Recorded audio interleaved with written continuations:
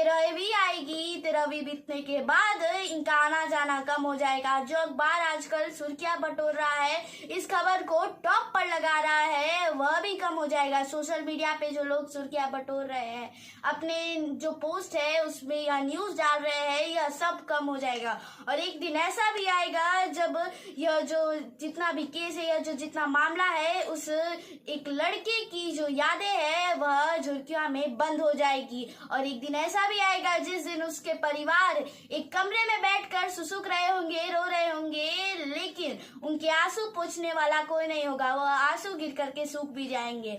जिया तिवारी जले उधारी, मरने के बाद हो गए आप सब पर भारी। एक वो लड़का जो शाहपुर के विस्थापितों के लिए लड़ रहा था, उनके पानी, उनके बिजली, उनके खान पान के लिए लड़ रहा था, उनकी समस्याओं के लिए लड़ रहा था, और उसका इनकाउंटर हो गया। उसके बाद उनके माता पिता, भाई बहन कितने तड़प रहे हैं। जी हाँ, आज हम बात कर रहे हैं भरत भूषण तिवारी की, जिन्होंने अपनी बलिदान दे दिया, वह भी शाहपुर के विस्थापितों के लिए। उन्हें पता था कि उनकी मौत होने वाली है, लेकिन फिर भी उन्होंने लड़ाई लड़ी। वह भी शाहपुर के विस्थापितों के लिए, उनकी समस्याओं के लिए, उनकी सुविधाओं के लिए उनकी आवाज बनी। और उसी के बाद उनका इनकाउंटर होने के बाद यह जो उनका बलिदान है, यह इतिहास उन्होंने अपना सिलेंडर कर ही दिया था, तो पुलिस ने उन्हें मारा क्यों? इनकाउंटर उनका क्यों किया?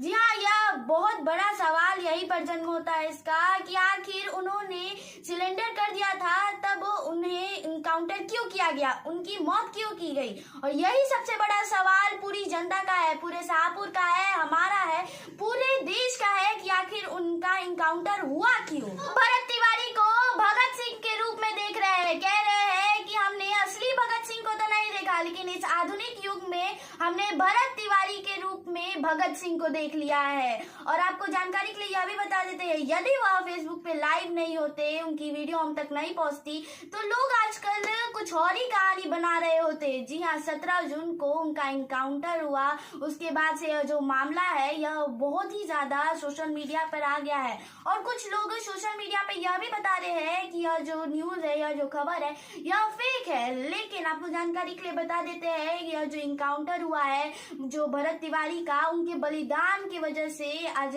जो शाहपुर के लिए उन्होंने आवाज उठाई थी, वह इतिहास के पन्नों पर अंकित भी हो चुका है। और हमारी भी और पूरी जनता का यही बस एक सवाल है कि आखिर जब उन्होंने सिलेंडर कर दिया था, तो आखिर उनका इनकाउंटर हुआ क्यों? और वो दूसरे अपने लिए नहीं लड़ रहे थे, वो जनता के लिए लड़ रहे थे।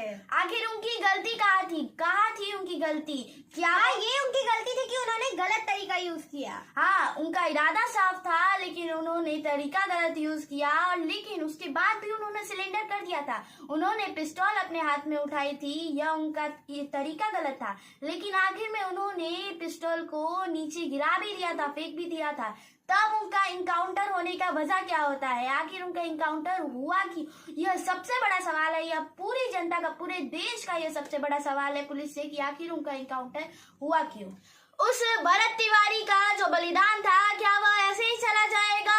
क्या उनकी 13वीं होने के बाद रोज नेता आएंगे? नेता पक्ष विपक्ष जाने कितने नेता आए, लेकिन उन्होंने आर्थिक मदद अभी तक नहीं की। कितनों ने कहा कि हाँ मिलेगा मिलेगा, लेकिन अभी सबसे पहले सामने आ रहे हैं पप्पू यादव। जी हाँ, सांसद पप्पू यादव, उन्होंने 50,000 दे दिया है उस परिवार को और 5 लाख देने की घोषणा भी कर दी है। और उन्होंने एक विवादित बयान भी दिया है। बड़ी बात, जो भरत तिवारी थे, उन्होंने कुछ ही दिनों पहले फेसबुक पे लाइव आकर के यह भी बताया था कि कुछ ही दिनों में मेरी मौत भी होगी, उन्होंने यह बताया था। और साथ में उन्होंने यह भी बताया था कि सबसे पहले उनकी मौत होने के बाद जो उनका अंग होगा, उसका सबसे पहले हकदार होगा वह भी देश का सैनिक। जी हाँ, देश की सेना सबसे पहले उनके अंगों की हकदार होगी। और यही आकर के उन्होंने फेसबुक पे भी लाइव बताया। आज मैं आप सभी लोगों से अपनी अंतिम इच्छा प्रकट करने आया हूँ।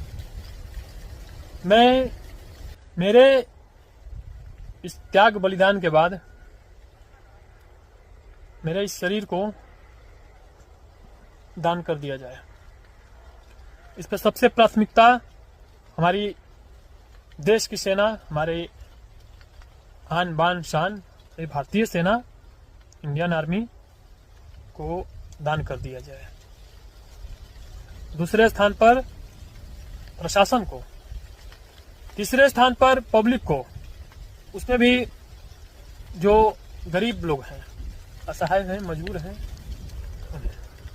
और कोरोना काल के भी क्रांतिकारी बन चुके थे। उन्होंने कोरोना काल में ना जाने कितने गरीबों की मदद की थी। और आपको यह भी जानकारी के लिए बता देते हैं कि उन्हें भगत सिंह के नाम से अभी इस आधुनिक युग में जाना जा रहा है। उन्हें भगत सिंह के रूप में देखा जा रहा है और वह उन्हें क्रांतिकारी भी बहुत से लोग कह रहे हैं। तो सीएम सम्राट चौधरी है, उन्होंने यह बताया है कि अब इस केस की जो जांच होगी वह रिटायर्ड जज से कराई जाएगी। और जनता का, पूरे देश का यह सवाल है कि आखिर सिटिंग जज से क्यों नहीं, रिटायर्ड जज से ही क्यों इस पूरे केस की जांच कराई जाएगी। यह सबसे बड़ा सवाल है। एक माँ ने अपने बेटे को खोया, एक पिता ने अपने बेटे को खोया, एक भाई ने अपने भाई को खोया, एक बहन ने अपने भाई को खोया है। इन सबका दर्द कोई नहीं समझ सकता सिवाय इनके, क्योंकि इन्होंने परिवार के एक अपने सदस्य को खोया है। और अभी तो उनके घर पर नेताओं का आना जाना एकदम लगा हुआ है। नेता आ रहे हैं, उनका अफसोस जता रहे हैं, परिवार की चोट पर मलहम भी लगा रहे हैं। लेकिन जब 13वीं आएगी, 13वीं बीतने के बाद इनका आना जाना कम हो जाएगा। जो अखबार आजकल सुर्खियां बटोर रहा है, इस खबर को टॉप पर लगा रहा है, वह भी कम हो जाएगा। सोशल मीडिया पे जो लोग सुर्खियां बटोर रहे हैं, अपने जो पोस्ट है उसमें या न्यूज डाल रहे हैं, यह सब कम हो जाएगा। और एक दिन ऐसा भी आएगा जब यह जो जितना भी केस है या जो जितना मामला है, उस एक लड़के की जो यादें है वह झुर्कियों में बंद हो जाएगी। और एक दिन ऐसा भी आएगा जिस दिन उसके परिवार एक कमरे में बैठकर सुसुक रहे होंगे, रो रहे होंगे, लेकिन उनके आंसू पोंछने वाला कोई नहीं होगा। वह आंसू गिर करके सूख भी जाएंगे। और कैसा लगा वीडियो ये सब बताइएगा कमेंट में जरूर करके। और लाइक और फॉलो जरूर कीजिएगा इस फेसबुक पे, और यूट्यूब पे देख रहे हैं तो लाइक और सब्सक्राइब जरूर कीजिएगा। और यूट्यूब पे भी कमेंट जरूर कीजिएगा। आज के लिए बस इतना ही। नमस्कार।